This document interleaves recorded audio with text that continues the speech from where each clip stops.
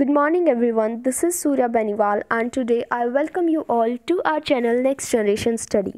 So guys, in today's video we are going to study Mughal Empire. So medieval India का आप सबको पता होगा ये बहुत ही इम्पॉर्टेंट पार्ट है, तो आज हम इसे ऑलमोस्ट पूरा कवर करेंगे. So let's start with the topic.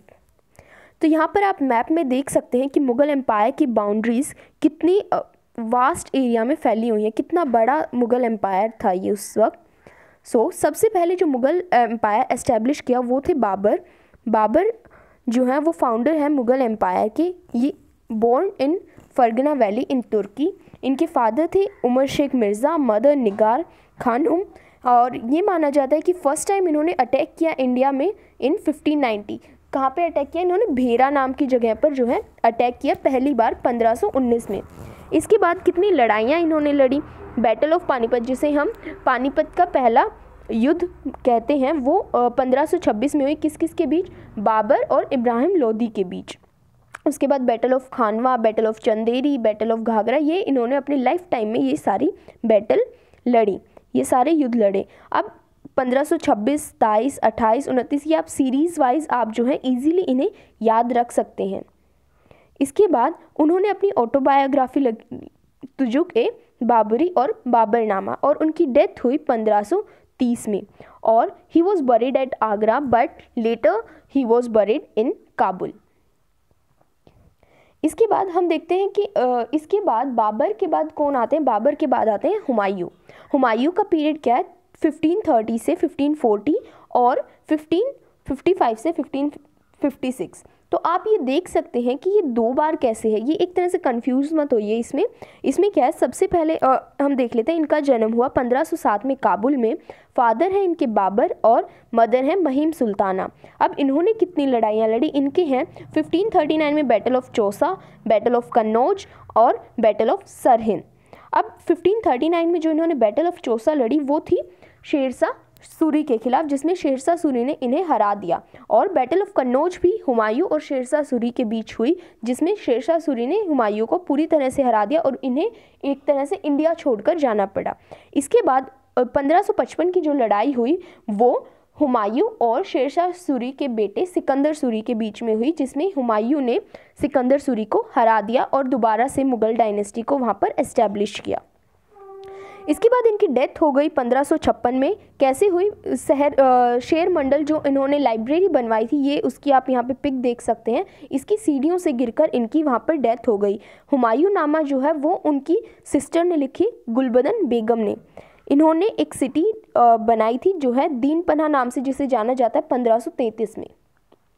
इसके बाद अब जो है यहाँ पर 1540 में जब शेरशाह सूरी के साथ हुमायूं की लड़ाई हुई थी. अब हुमायूं तो जा चुके थे, तो वहाँ पर कौन आया? वहाँ पर सूरी डायनेस्टी एस्टैब्लिश हुई. शेरशाह सूरी वहाँ पर आए, वो एम्परर बने थे हुमायूं को डिफीट करके, और पर उन्होंने रूल किया सिर्फ 5 साल के लिए. उसके बाद उन्हें सक्सीड किया उनके सन ने, सिकंदर शाह ने. अब इन्होंने इन 5 साल में बहुत से ज़रूरी काम किए, जैसे कि ज़मींदारी सिस्टम को अबॉलिश किया, इंडियन करेंसी रुपया को इंट्रोड्यूस किया. इन्होंने ग्रैंड ट्रंक रोड, जिसे हम जीटी रोड के नाम से जानते हैं, वो बहुत बड़ा जो ये रोड है ये बनाया. और इनकी डेथ हो गई 1545 में. और इनका जो टॉम है यानी मकबरा है वो कहाँ पर बनाया गया? सासाराम में बनाया गया. इसके बाद जो मुग़ल डायनेस्टी के सबसे इम्पॉर्टेंट और सबसे फेमस रूलर अकबर की बारी आती है 1556 में. जब इनके फादर हुमायूं की डेथ होती है तो उसके बाद इन्हें जो है तख्त पर बिठाया जाता है. उस समय ये केवल 13 से 14 साल की एज के होते हैं. अब इनके फादर कौन है? इनके फादर हैं हुमायूं, मदर हैं हमीदा बानो बेगम. अब इनका जन्म जो है वो 1542 में अमरकोट में हुआ था. 1542 का समय आप देख सकते हैं जब हुमायूं जो है मतलब लड़ाई हार कर जा चुका था इंडिया से. उस टाइम पे मतलब ये इनका जन्म हुआ था. इसके बाद सेकेंड बैटल ऑफ पानीपत जो है वो अकबर और हेमू के बीच में हुई, जिसमें अकबर ने इन्हें हेमू को हरा दिया. 1561 में इन्होंने मालवा के बाज बहादुर को हराया. 1571 में गुजरात को कैप्चर किया. उसके बाद बैटल ऑफ हल्दी घाटी, इसके बारे में तो आप सब जानते होंगे, जो कि महाराणा प्रताप और कहा जाता है अकबर के बीच में, लेकिन अकबर की तरफ से कौन लड़ रहे थे? मानसिंह जो इनकी हिंदू बेगम, जोधा बेगम के नाम से हम जिन्हें जानते हैं, उनके भतीजे थे. इसी तरह अकबर की लाइफ में बहुत सी लड़ाइयाँ हुई, ये उनमें से कुछ मेन थी.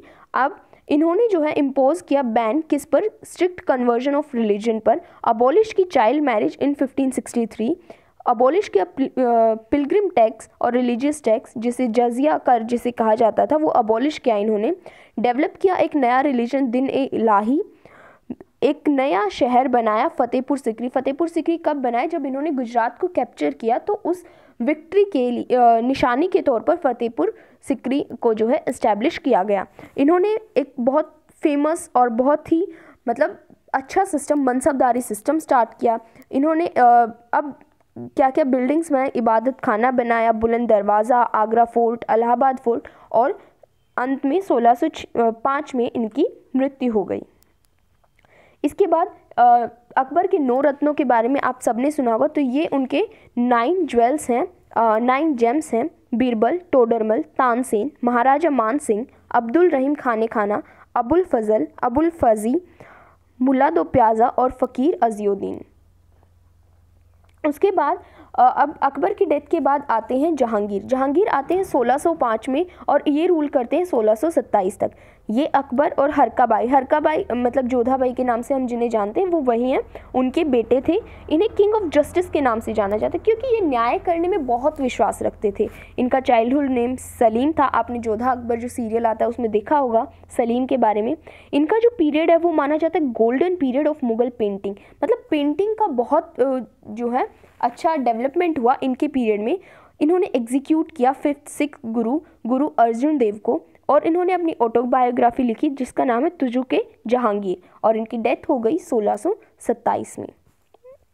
इसके बाद आते हैं शाहजहां। शाहजहां को आप सब जानते होंगे जिन्होंने ताजमहल बनवाया। इनका जो रूल था वो था 1627 से 1657 तक।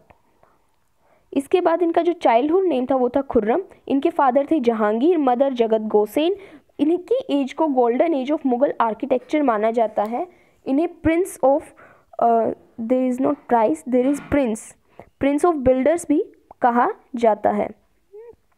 क्यों? क्योंकि इन्होंने अपने मतलब टाइम में, अपने पीरियड में बहुत सी जो है बिल्डिंग्स बनवाई थी, जैसे ताजमहल है। उसके बाद इन्होंने अपनी कैपिटल बनवाई दिल्ली में शाहजहानाबाद। उसके बाद जामा मस्जिद बनवाई, रेड फोर्ट, पिकॉक थ्रोन बनवाया, मोती मस्जिद बनवाई। ऐसे बहुत से जो है इन्होंने जो आर्किटेक्चर बनवाए अपने टाइम में। इसके बाद आते हैं औरंगज़ेब, जिनका जो है मुग़ल एम्पायर में सबसे ज़्यादा टाइम तक जिन्होंने रूल किया वो हैं औरंगज़ेब।